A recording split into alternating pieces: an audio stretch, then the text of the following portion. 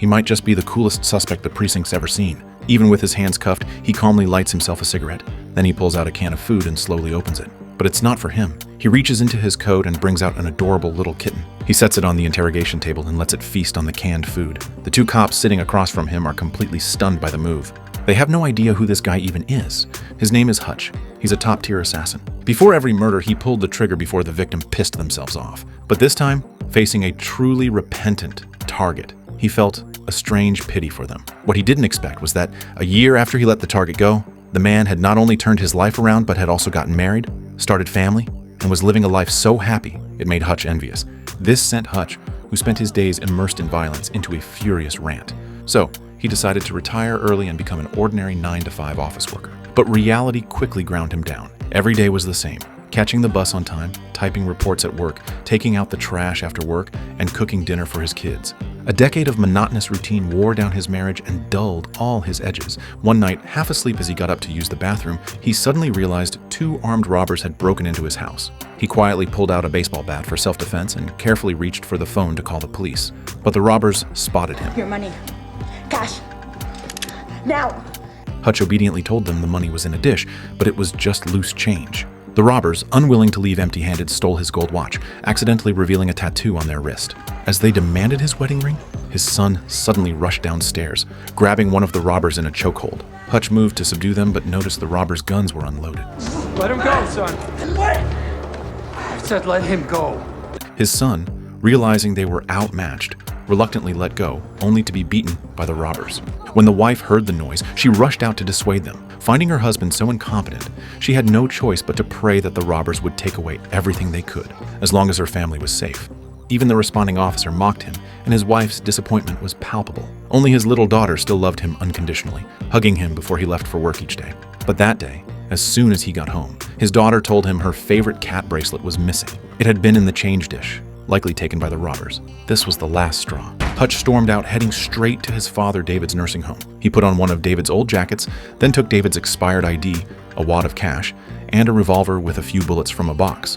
David, seeing his son's fire reignited, was genuinely proud. Hutch then visited a tattoo parlor, searching for someone with the same wrist tattoo. The shop owner seemed like a big shot, and a grizzled veteran with sharp eyes immediately noticed the expired ID and the mismatched photo. The owner, unfazed, flashed a steel knuckle duster and his thugs closed in. Hutch casually pulled out cash, saying he just wanted to find someone and didn't want trouble, but the veteran caught a glimpse of a poker tattoo on Hutch's wrist and instantly became deferential. Thank you for your service.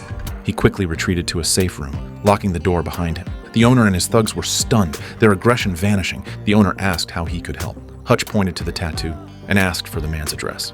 With the lead in hand, Hutch broke into the robber's home, punching the man in the face and pressing a gun to his head. The woman, realizing what was happening, quickly removed the stolen watch and handed it back. Hutch demanded the cat bracelet, but the man claimed he'd never seen it. Enraged, Hutch slammed the man to the ground and chambered around, only to hear a baby crying from the next room. He opened the door to find an infant in an oxygen mask. Realizing the couple had stolen to pay for their child's medical bills, his anger dissolved into helplessness. But the rage inside him wouldn't subside. He punched the wall in frustration, then boarded the bus home. Just as he couldn't contain his anger, an SUV suddenly cut off the bus, forcing it to stop, and a group of drunk men stumbled onto the bus. Hutch saw his chance. The driver, obliging, let them in. The drunks immediately started causing trouble, harassing a young girl. Hutch smiled, took the driver's phone to prevent her from calling the police, politely asked her to leave, then closed the doors and turned to face the thugs. What are you still doing here, old man? I'm gonna f up.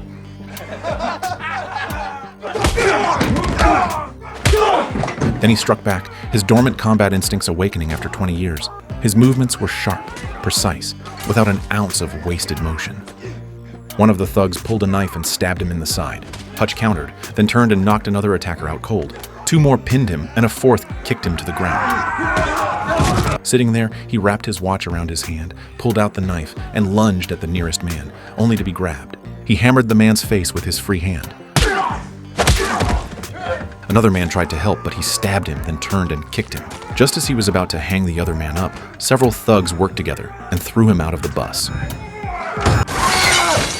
At this point, the thugs began to examine the injuries. Just as they thought that was the end of it, Hutch stood up again, even ignoring the driver's pleas for help, resolutely pried open the door, and walked onto the bus as if nothing had happened. Terror filled the thugs' eyes. They didn't want to fight anymore, He cut a seatbelt, wrapped it around his fist, and attacked. The thugs, young and strong, were no match for him. In moments, they were all beaten into submission. One, desperate, grabbed Hutch's revolver and fumbled to load it.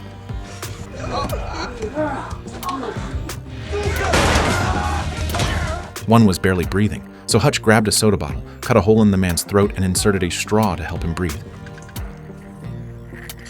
He returned the phone to the driver and left without a word. But his troubles were just beginning. The thug he'd saved was the younger brother of Yulian, a Russian mob boss. Seeing his brother near death, Yulian flew into a rage. He demanded to know who had done this. His men described a single man who had taken them all down, 1 against 7. As Yulian raged, one of his men produced Hutch's bus pass. Hutch, meanwhile, was in high spirits after his night of catharsis. When his son saw the injuries and asked what had happened, he didn't elaborate, instead praising his son's bravery that night. The son was puzzled. Did his father take the wrong medicine this morning? Then the phone rang. It was an old colleague, warning him he was in trouble. The man he'd beaten the night before was Yulian's brother. Calls over 30 seconds could be traced, so his colleague told him to go see the barber for more information. Hutch arrived at a mysterious barbershop, a front for a secret intelligence network. The barber handed him a file. Yulian was a dangerous figure with vast resources, controlling the mob's finances and security. But Hutch only cared about one thing. So he's a bad guy. Meanwhile, Yulian's tech expert pulled up the bus pass info. Just an unremarkable middle-aged man. But Yulian refused to believe a man who could take down 7 thugs was ordinary. He ordered a deeper search. Through a contact at the CIA, they uncovered Hutch's true identity. A seemingly ordinary man who was, in fact, extremely dangerous. She packed her bags and fled, but before that, he saw a photo that proved that Hutch was no ordinary person. He ordered his men to take the initiative and vowed to capture Hutch alive. Back at home, Hutch was about to have dinner with his family when he noticed 3 cars parked outside. He knew trouble had arrived. He rushed his family into the basement, kissed his wife, and sealed the hidden door, preparing for battle. The assassins, heavily armed, approached. The assassins used flashlights, shot the door lock, and stormed in. They moved with professional precision, but their opponent was a master. Hutch, armed only with a baseball bat, dismantled 2 armed men with ease, snapped the bat, and drove the splintered end into one's chest. He grabbed a knife from the kitchen and turned another assassin into a sieve before they could react. He wiped the blood away and vanished into the shadows.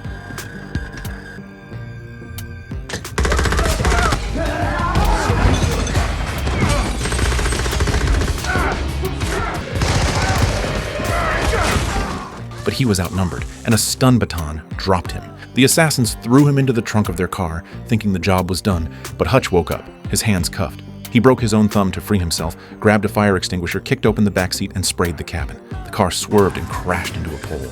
Hutch climbed out, the 3 assassins dead inside. He rushed home, restored the power, and surveyed the wreckage. To spare his family the horror, he quickly showered.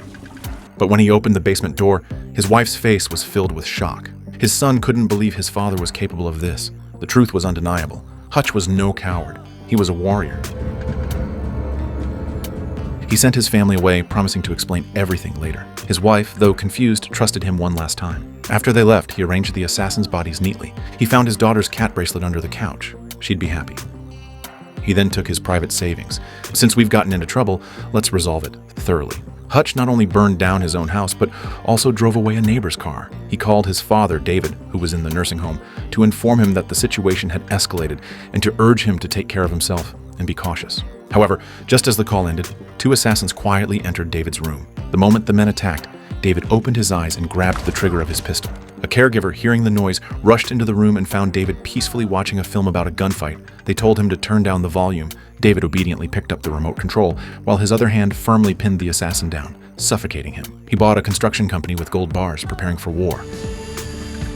He filled glass bottles with rusty nails, rigged the stairs with explosives, stuffed rebar into metal barrels, and stockpiled guns and ammo in an office. Then, with a can of gasoline, he stormed the mob's money vault alone.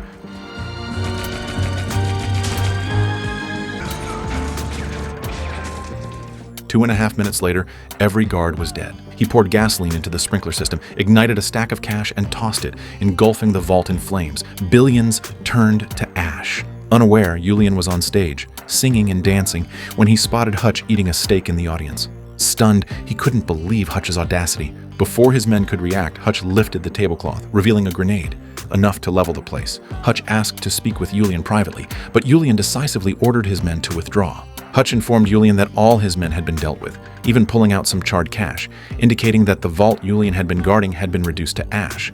This infuriated Julian, but for now he could only calm down. Hutch offered Julian a choice: call a truce and live their separate lives, or fight to the death. With that, Hutch calmly made his way through the crowd, grenade in hand, and then got into his car to await Julian's decision. Inwardly, he desperately hoped Julian would rush out and fight him to the death. As expected, Julian didn't disappoint. Hutch excitedly slammed on the accelerator, quickly swerving to the other side, and deliberately gave Julian a look, urging him to catch up. A fierce battle was imminent. Julian and his men soon pursued them to the building materials factory. Fearing they might lose their way, Hutch dodged the bullets, only to be shot in the shoulder. Hutch was trapped behind the car, unable to move. Suddenly, a window from the upper floor collapsed. Looking up, he saw his contact, Harry, braving the danger to rush to the rescue.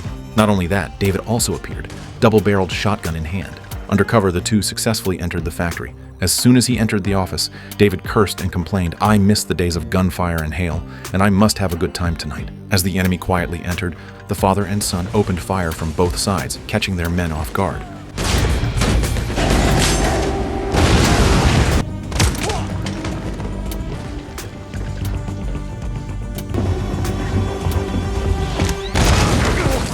Harry's marksmanship was impeccable, slaying 3 men with a single strike.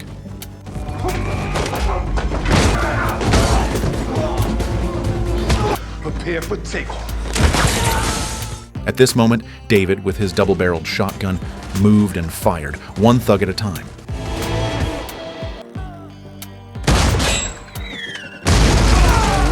Hutch fought and retreated, seemingly struggling, yet in reality he was mastering his strategy.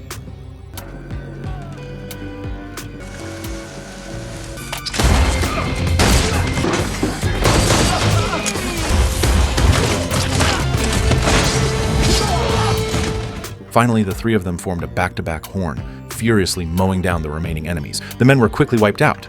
Julian, the last to appear, attacked frantically with his submachine gun, but the 3 of them were out of bullets. Just as they were contemplating how to break the deadlock, Hutch leisurely pulled out the grenade, taped it tightly, and then attached it to the bulletproof glass. Holding the shield in both hands, he ran directly towards Julian.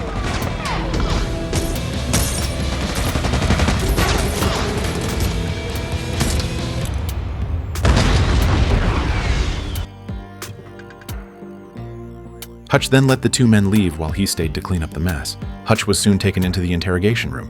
The detectives asked him who he was, and Hutch silently lit a cigarette. I'm nobody. But the 2 men simply didn't believe that a small figure could take down the entire mafia. Just as they were about to continue questioning, they both received calls. Their expressions froze, and they realized that the man before them was not one they could afford to mess with. Hutch, having seen through everything, had already assumed the air of a winner.